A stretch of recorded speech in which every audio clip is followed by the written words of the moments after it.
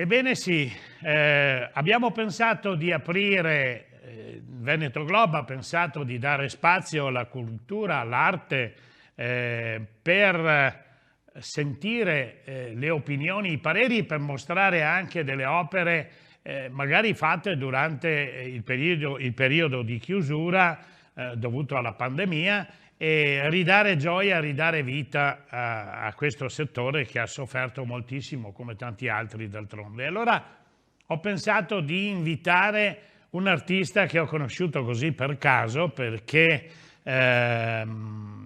dove lei lavora, poi lo diremo, vero Deborah? Dove lei lavora io passavo a fare la spesa e mi sembrava un'operatrice normale, poi a un certo punto l'ho vista su Facebook e ho visto le sue opere, mi sono incuriosito, l'ho chiamata e ve la presento, Deborah Darè. Ciao Deborah. Ciao Bruno. Bene, Deborah, io vorrei farti qualche domanda perché tu sei una neofita del settore, non sei Sgarbi, ma fai delle opere che sono forse più belle di quelle che presenta Sgarbi certe volte. E allora, da cosa viene questa tua passione? Intanto ti ringrazio Bruno. Le mie opere nascono, diciamo, per la passione che ho soprattutto verso la natura, verso i cavalli soprattutto, e tutto quello che ci circonda, perché per dare appunto importanza a quello che abbiamo. Quindi a me piace sottolineare questa cosa nelle mie tele, proprio perché non si perda questo bello che abbiamo intorno a noi, che alle volte magari ci dimentichiamo di averlo, no? Perché magari la frenesia della vita quotidiana e lo stile di vita che abbiamo per forza di cose ci porta appunto a dimenticare quello che è veramente importante. E quindi questo è anche il vero senso di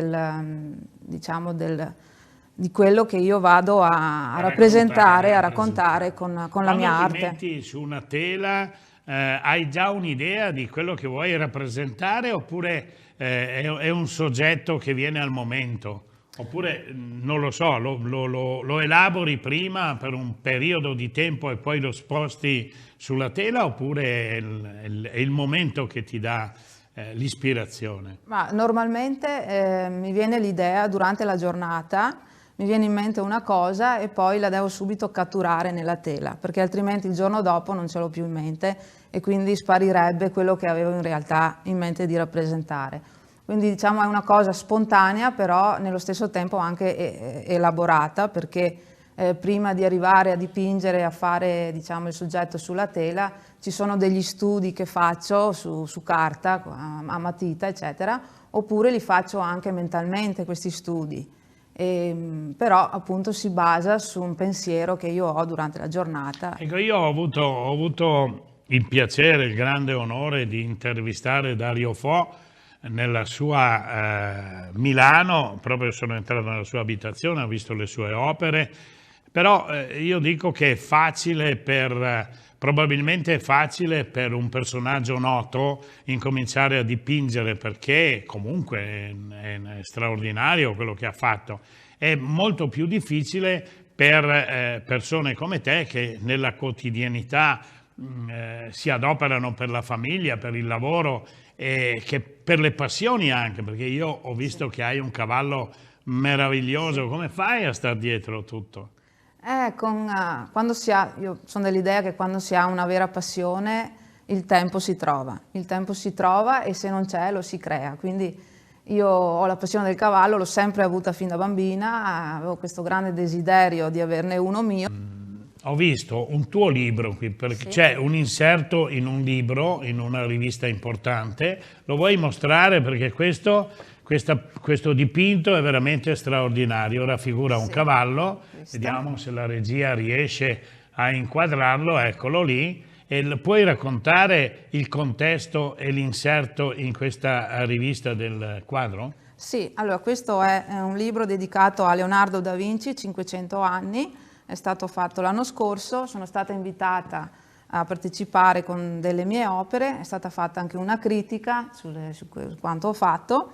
Inoltre, oltre ad essere, diciamo, scritta la storia, la vita di Leonardo, del genio, c'è anche rappresentata con delle foto una mostra, la sesta biennale di Jesolo, è stata fatta a Jesolo, L'uomo e il mare, e quindi è un libro, diciamo, che parla di tutti gli artisti che partecipano con le loro opere, le loro sculture. Fai pure vedere, sì, la regia. Queste sono le foto, diciamo, della mostra che era stata Devi farlo vedere, ecco. Così. La sesta biennale d'arte L'uomo e il mare, a cui ho partecipato, eravamo in tanti, è molto importante. Mi sembra che per partecipare a questi eventi ci vanno degli investimenti, anche perché tu, va bene, ricaverai un tuo compenso a produrre i quadri, a realizzare i quadri, a dipingere, però anche questi inserimenti in questi eventi penso siano di grande sacrificio per te.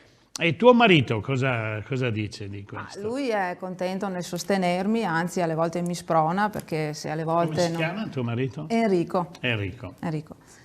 E lui mi sprona alle volte quando perdo, diciamo, la voglia, così, per vari motivi, eccetera. Ispirazione. Sì, perché capita, insomma, no? Non è che siamo delle macchine. E allora lui mi sprona e mi dice: ma no, falla, dai, così. Quindi mi dà una mano emotivamente, e quindi è molto importante. Io so che hai degli amici anche molto importanti. C'è un amico in comune, un certo Paolo Zago, sì, che naturalmente sostiene anche questa tua iniziativa, questa intervista. Lo vogliamo vedere un pezzettino, il logo, il filmato di Zago?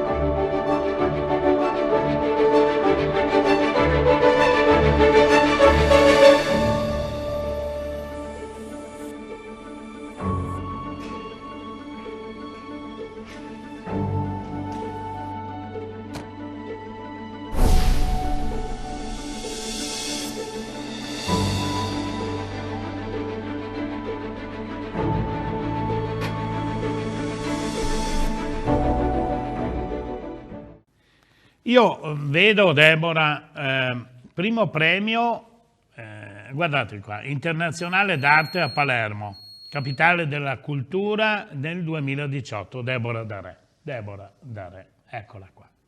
E c'è una, come si può dire, una frase scritta di Paolo Levi, sì, è importantissimo, sì, che recita così. Racconta praticamente, secondo la sua visione, la tua pittura. Una pittura, quella dell'artista Deborah Darè, fatta di emozioni, che traduce in vibrazioni coloristiche e ispirato lirismo. Ecco, cosa intendeva con ispirato lirismo? Ma secondo me intende quello, diciamo, il valore che ha un paesaggio, però visto da un punto di vista poetico, da un punto di vista del romanticismo, e quindi non in senso materiale, ma in senso, diciamo, emotivo, morale.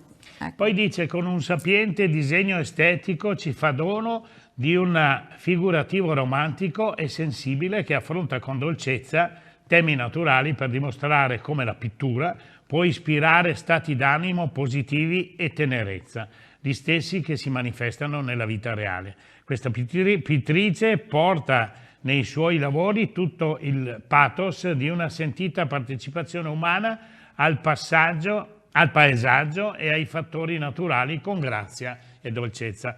Molto bello quello che scrive Paolo Levi e penso sia un onore per te aver avuto questa possibilità. Sì. Qual è l'opera che tu ritieni di aver fatto con la massima, sia come, tu sei anche ritrattista, no? Sì. Ecco, sia come ritratti che come rappresentazione del paesaggio oppure di una figura. Delle opere che tu hai fatto, quali sono le più sentite, le più immediate e le più figurative, insomma, in funzione della persona che avevi, se è la rappresentazione di un ritratto oppure un astratto? Allora, per quanto riguarda i ritratti, ho fatto dei personaggi famosi e quello che mi sta più a cuore è Vasco Rossi, perché è il mio idolo ed è un cantante che io apprezzo molto perché le sue canzoni rispecchiano la vita quotidiana delle persone, quindi per me è un artista con la A maiuscola e ho voluto rappresentarlo e fare un tributo, insomma, ecco, a questo artista da me molto amato. Per quel che riguarda invece i dipinti sui paesaggi, per i paesaggi io amo molto il Bosco del Cansiglio, infatti ho fatto la Foresta del Cansiglio, c'è anche lì nel dépliant della critica, e questo dipinto a me piace molto perché ho raffigurato la luce che hanno i boschi in autunno. Sarebbe questa? Sì, questa, adesso qua la foto è un po'... Ecco, sì. Quindi per me dare l'importanza alla natura, ancora una volta, che non dobbiamo diciamo, rovinare con il nostro comportamento. E un altro dipinto a me molto caro è Il Bosco che rinasce, che diciamo, adesso parteciperà anche al premio a New York. E questo l'ho fatto per dare diciamo, una speranza alla rinascita dei boschi dopo la tempesta Vaia che si è abbattuta sulle nostre zone, sulle montagne. Sì. Quindi siccome sono rimasta molto addolorata per quei paesaggi che ho avuto modo di vedere per il passaggio di questa tempesta, allora mi è venuto in mente di fare un tributo alla speranza, un tributo positivo alla rinascita della natura. Riesci a farlo vedere? Certo, ed è questo. E l'hai fatto con grande passione, sì, con amore e con sentimento, certo, proprio. Sì, per amore verso gli alberi, verso la natura. Beh, quel momento è stato un momento drammatico molto, per le nostre zone, però proprio ne parlavamo l'altro giorno per un intervento che abbiamo fatto come associazione Club Serenissima Autostoriche. Abbiamo dato delle borse di studio, abbiamo contribuito con delle borse di studio e abbiamo visto che si sono ripresi in una maniera straordinaria. Questa è la nostra gente, queste sono la nostra cultura, il rimboccarsi le maniche e rimettersi. Ecco, tu sei un po' la rappresentanza di questa volontà, cioè tu non è che fai un lavoro così semplice durante la giornata e poi per passatempo fai queste cose. Tu fai un lavoro duro oltre a seguire la famiglia, i figli, il marito è più pesante da seguire, e poi l'amante della natura, il cavallo uno per ora uno. Metterai un maneggio, magari, penso. Un altro mio sogno, che è il tuo sogno. Spero di riuscire a realizzare. Ecco, no, stavo dicendo appunto che oltre a fare una vita molto intensa, lavorativa, riesci a ritagliare del tempo per rappresentare poi, come dicevi prima, la natura, che è una cosa bellissima. Certo.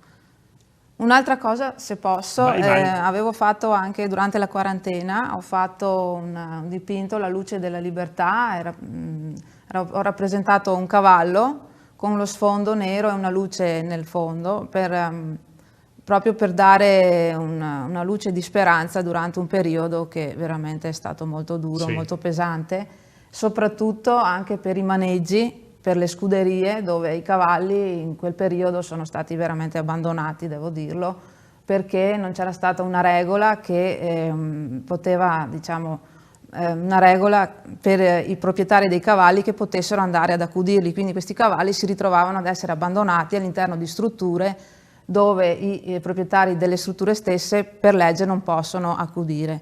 Quindi c'è stata proprio una situazione di abbandono. Un momento drammatico, no? di abbandono. Sì, molto drammatico per perché gli animali. provate a immaginare un animale di quella stazza chiuso in un box piccolo Senza e senza potersi assistenza, muovere, eccetera. senza Quindi assistenza. io ho sentito molto Questa è una novità, non l'avevo sentita, questa è Sì. una barbarie se Purtroppo- vogliamo, purtroppo sì. perché vuol dire non pensare, Sì.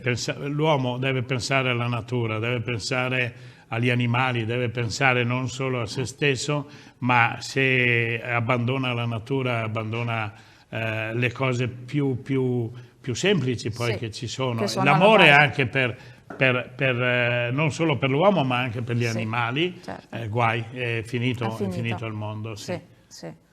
E quindi questo mi ha colpito molto durante quel brutto periodo e ho voluto rappresentarlo con questa mia opera per dare una speranza agli animali e anche alle persone.